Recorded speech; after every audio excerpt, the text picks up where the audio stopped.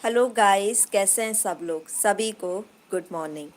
आज हमारा टॉपिक है डीएफ की स्पिरिचुअल अवेकनिंग की प्रोसेस कैसी होती है। आप सभी लोग डीएफ हैं, ट्विन फ्लेम जर्नी में हैं। चाहे आप मेल बॉडी में डीएफ हों या फीमेल बॉडी में डीएफ हों, लेकिन आपकी स्पिरिचुअल अवेकनिंग के टाइम आपको होश नहीं होता है। आप किस दुनिया में होती हैं आपको ये पता नहीं होता है। स्पिरिचुअल अवेकनिंग की शुरुआत दो तरह से हो सकती है। पहला, किसी कार्मिक या सोलमेट के द्वारा आपको बताया गया हो स्पिरिचुअल अवेकनिंग के बारे में।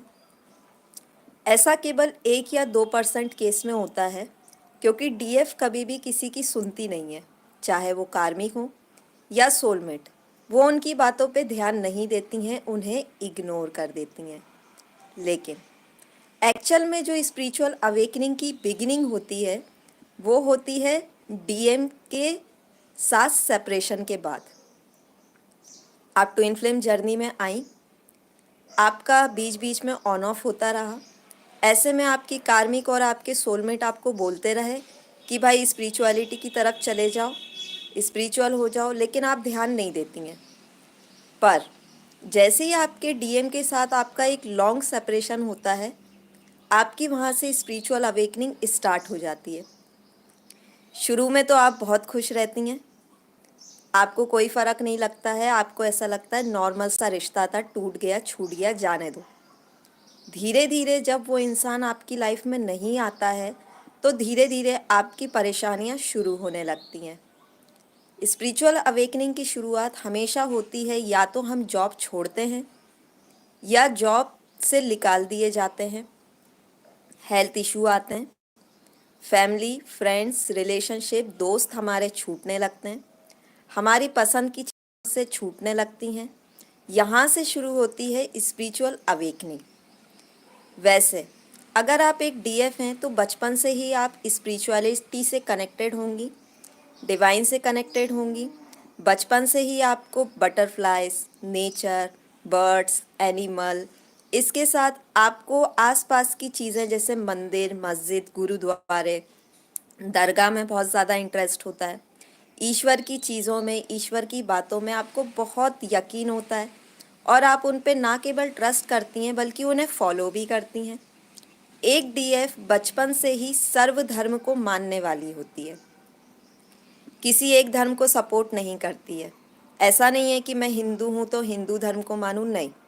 मैं हिंदू हूँ, मैं मस्जिद भी गई हूँ, मैं दरगाह भी गई हूँ, मैं गुरुद्वारे भी जाती हूँ और मैं चर्च भी जाती हूँ। तो इस तरह से होती हैं डीएफ, वो सब धर्म को मानती हैं, सब धर्म को एक समान समझती हैं। लेकिन हमारी फैमिली तो ऐसी नहीं होती है, वो तो अलग ही होते हैं, है ना। तो उनसे भी हमें कोई मतलब नहीं होता है, हम मानते हैं, अगला माने ना माने, आई डोंट केयर। अब क्या होता है कि डीएम के साथ आपका सेपरेशन हुआ, आप अपनी लाइफ में इंजॉय करी, जॉब कर रही थी, पढ़ रही थी, कुछ और कर रही थी, तो आप उसमें इन्वॉल्व होने की कोशिश करती हैं। लेकिन धीरे धीरे क्या होता है कि आपके सामने टैरो रीडिंग्स आने लगती है। बीच बीच में जो आपका ऑन ऑफ सिचुएशन होता है ना डीएम के साथ, उसमें भी आप टैरो रीडिंग की तरफ अट्रैक्ट होने लगती हैं। 2-3%, ज़्यादा नहीं, लेकिन होने लगती हैं। पर जब लॉन्ग सेपरेशन आता है तो उसमें आप इसके एडिक्टेड हो जाती हैं। ऑन ऑफ सिचुएशन के टाइम क्या होता है कि हम थोड़ा बहुत स्पिरिचुअलिटी की तरफ आने लगते हैं। किसी सोलमेट ने कह दिया या किसी कार्मिक ने कह दिया कि ये कर लो, तो हम वो चीज़ें करने लगते हैं, मंदिर जाने लगते हैं। और डीएम के जब हमारी लाइफ में एंट्री होती है, डीएम जब इंटर करते हैं तो हम बहुत ज़्यादा ईश्वर की तरफ जुड़ने लगते हैं। इतने ज़्यादा जुड़ने लगते हैं कि पूजा पाठ, व्रत, तपस्या करने लगते हैं। लेकिन वही जब सेपरेशन आता है तो स्टार्टिंग में हम डिवाइन से डिटैच होते हैं, ईश्वर को नहीं मानते हैं, उनसे नाराज़ हो जाते हैं। और उसके बाद धीरे धीरे करके हम स्पिरिचुअलिटी की तरफ बढ़ने लगते हैं, व्रत करने लगते हैं, साधना करने लगते हैं, तपस्या करने लगते हैं, नाम जाप करने लगते हैं, इनर वर्क करने लगते हैं। क्योंकि टैरो रीडिंग के माध्यम से हमें ये पता चलने लगता है कि हम ट्विन फ्लेम हैं और फिर हम यहाँ से ट्विन फ्लेम पे रिसर्च करना स्टार्ट करते हैं। किसी और जर्नी में स्पिरिचुअल अवेकनिंग इतनी तेज़ी से और इतनी खतरनाक नहीं होती जितनी ट्विन फ्लेम जर्नी में होती है। ज़्यादातर जो डीएफ होती हैं उनकी जो अवेकनिंग होती है वो होती है या तो उनके डेट ऑफ बर्थ से, जन्मदिन से, या फिर उनकी अवेकनिंग होती है 8-8 पोर्टल, 9-9 पोर्टल, 10-10 पोर्टल और 11-11 पोर्टल पे उन्हें कंफर्म हो जाता है कि यस हम ट्विन फ्लेम हैं। और 12-12 पोर्टल पे उन्हें पता चल जाता है कि एक्चुअल में उनके डीएम कौन है। अभी तक अगर 1% डाउट भी था तो 12-12 पोर्टल पे या 12-22, 22-12 इस तरह के पोर्टल पे क्लियरिटी मिल जाती है। साथ में आपकी स्पिरिचुअल अवेकनिंग ऐसे ही नहीं होती, या तो डीएम से सेपरेट होंगे, ऑन ऑफ में जाएंगे, नो कांटेक्ट में जाएंगे तो हमारी जो अवेकनिंग है वो ट्रिगर होगी, या फिर कई बार क्या होता है कि जब हमारे डीएम हमें कोई ट्रिगर देते हैं बड़ा वाला, या शॉल शॉक देते हैं बहुत बड़ा वाला जिससे हम हिल जाते हैं, अंदर तक हमारी आत्मा हिल जाती है, तब हमारी अवेकनिंग हो जाती है। स्टार्ट, कंप्लीट नहीं, स्टार्ट। इसके साथ क्या होता है कि आपको अगर कोई छोटा मोटा ट्रिगर मिला है किसी कार्मिक के द्वारा या सोलमेट के द्वारा, आपको कोई फ़र्क नहीं पड़ने वाला, कुछ नहीं होगा, क्योंकि डीएफ कभी भी कार्मिक या सोलमेट की सुनती ही नहीं है, कभी ध्यान देती ही नहीं है। सोलमेट कह रहे हैं ऐसा करो, आप कहोगे हाँ कर लेंगे, टालने की आदत होती है। दूसरों की बातों को डीएफ हमेशा टालती रहती है, आगे बढ़ाती रहती है, लेकिन डीएम तो साइलेंट रहते हैं, वो तो कुछ नहीं बोलते, फिर भी हम उनकी खामोशियाँ भी सुन लेते हैं। राइट, बिल्कुल वैसे खामोशियाँ अंदाज है, तुम सुनने तो आओ कभी, ये होता है। हम उनकी हर एक बात सुन लेते हैं क्योंकि हमारी सोल उनकी सोल से बात करती है और उनकी सोल हमारी सोल से बात करती है। हमारा दिल भी कनेक्टेड होता है, तो हमें जल्दी से जल्दी ट्रिगर मिल जाता है और जल्दी हमें शॉल शॉक भी मिलता है, क्योंकि हम उनकी अच्छी बातों को जितनी जल्दी एक्सेप्ट करते हैं, बुरी बातों को भी एक्सेप्ट कर लेते हैं। तकलीफ़ हमें होती है और यहाँ से हमारी अवेकनिंग ट्रिगर हो जाती है। इसके साथ क्या होता है कि जब आपकी अवेकनिंग ट्रिगर होती है, आपको तो कुछ मालूम ही नहीं रहता है, डीएम के नाम से या डीएम की डेट ऑफ बर्थ से या आप दोनों के डेट ऑफ बर्थ से भी अवेकनिंग ट्रिगर हो जाती है। स्टार्टिंग वहीं से होती है। आपको एंजल नंबर दिखना स्टार्ट हो जाते हैं जब आपकी लाइफ में डीएम की एंट्री होती है। उस समय हम तो अवेकन है नहीं, हमें तो मालूम ही नहीं है, हमें तो ये नॉर्मल से नंबर दिखते हैं, क्या है 1111 ही तो है, 555 ही तो है, कौन सी नई बात है। लेकिन सेपरेशन के दौरान हम इसका डीप एनालाइज करते हैं, एक्चुअल में क्या है, क्यों दिख रहा है। सेपरेशन के पहले हम चीज़ों में क्यों दिख रहा है, क्यों हो रहा है, किस लिए हो रहा है, ये कॉन्सेप्ट नहीं लाते हैं, सिर्फ देख रहे हैं, गो विद द फ्लो चल रहे हैं। लेकिन सेपरेशन में हमारे पास समय ही समय होता है, डीएम तो है नहीं कि 24 घंटे हम उनसे बात करते रहें, दिन कर रहे हैं, रात कर रहे हैं, याद कर रहे हैं, बात कर रहे हैं, नहीं है ना। तो ऐसे में वक्त ही वक्त है। अब हम सारी चीज़ों को एनालाइज करते हैं और डीप एनालाइज करते हैं, ऑब्जर्व करते हैं एक्चुअल में क्या चल रहा है, पिक्चर के पीछे की कहानी क्या है, पर्दे के पीछे क्या हो रहा है। पर्दे के सामने से मतलब नहीं है, पर्दे के पीछे की कहानी जाननी है कि एक्चुअल में क्या हो रहा है। तो हमें पता चलता है कि एंजल नंबर होते हैं, मास्टर नंबर होते हैं, फिर एंजल्स होते हैं हमें प्रोटेक्ट करते हैं, और साथ में डिवाइन होते हैं, डिवाइन काउंटर पार्ट होते हैं, और वहाँ से हमारी सारी कहानी शुरू हो जाती है। वहाँ से हम सारी चीज़ों पे क्या करना शुरू करते हैं, रिसर्च, है ना। तो इस तरह से हमारी अवेकनिंग स्टार्ट हो जाती है। लेकिन क्या होता है कि बीच बीच में हमारी अवेकनिंग रुकती है, हम स्टक होते हैं, हम उलझने लगते हैं, तो वहाँ पे हमारे डीएम बीच बीच में आके छोटा मोटा सा ट्रिगर देते रहते हैं और हमारी अवेकनिंग को बूस्ट करते रहते हैं। 3D में अगर नहीं आ रहे हैं तो उनकी डीपी स्टेटस से पता चल रहा है, डीपी स्टेटस नहीं देख सकते हैं तो भाई ड्रीम में दिख जाते हैं, ड्रीम में वो ट्रिगर दे के चले जाते हैं, तो वहाँ से हमारी अवेकनिंग क्या होती रहती है, बूस्ट होती रहती है। कभी कभी शॉल शॉक से बूस्ट हो जाती है। अगर आपकी अवेकनिंग में कोई बहुत बड़ा ब्लॉकेज आया है, बहुत ज़्यादा बड़ा, आप नहीं समझ पा रहे हैं, आप एक ही साइकिल में बार बार राउंड राउंड कर रहे हैं, आप एक ही साइकिल में बार बार घूमते जा रहे हैं, तो उस केस में क्या होता है कि आपके जो डीएम हैं वो आपको ड्रीम में, 3D लाइफ में, डीपी स्टेटस से एक बहुत बड़ा शॉल शॉक दे देते हैं। मतलब ऐसा शॉल शॉक दे देते हैं जो भूकंप और ज्वालामुखी से कम नहीं होता है। आप अंदर से एकदम सिहर जाते हैं कि ये क्या हो गया, है ना, थर्रा गए अचानक से, पूरी धरती आसमानी उलट गया। तो ये चीज़ें होती हैं स्पिरिचुअल अवेकनिंग के दौरान, स्टार्ट होने की तरीका, राइट। लेकिन इसके दौरान क्या क्या होता है, तो पहली चीज़ ये है कि डीएफ की स्पिरिचुअल अवेकनिंग जब होगी तो वो गुजरेगी dark night of the soul से। Dark night of the soul से जब ये गुजरती हैं तो इन्हें कुछ होश ही नहीं रहता है, ना दिन का पता, ना रात का ख्याल, ना क्या हो रहा है, जिंदा हूँ, मर गई हूँ, कैसी हूँ, आपको कुछ नहीं मालूम होता है। आपके शरीर में जान होती ही नहीं है, कुछ नहीं पता है।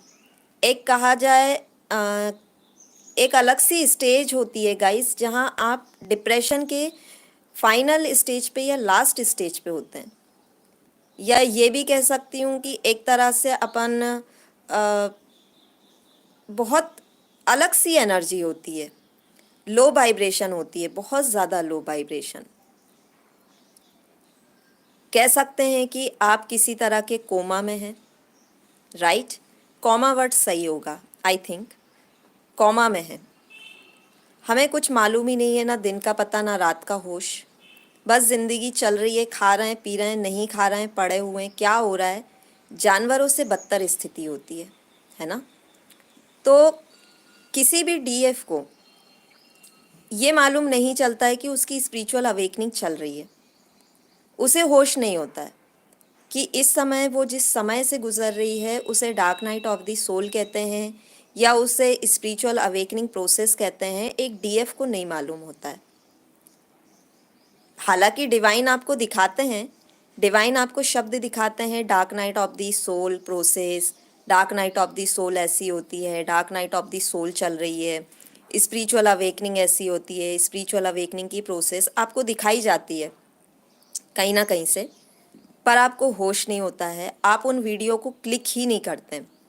आप केवल और केवल टैरो रीडिंग के लिए ही अपनी सारी की सारी फोकस रखते हैं। आपका अगर 2 GB डेटा है तो वो केवल टैरो रीडिंग में ही लगेगा, किसी और वीडियो में नहीं लगेगा।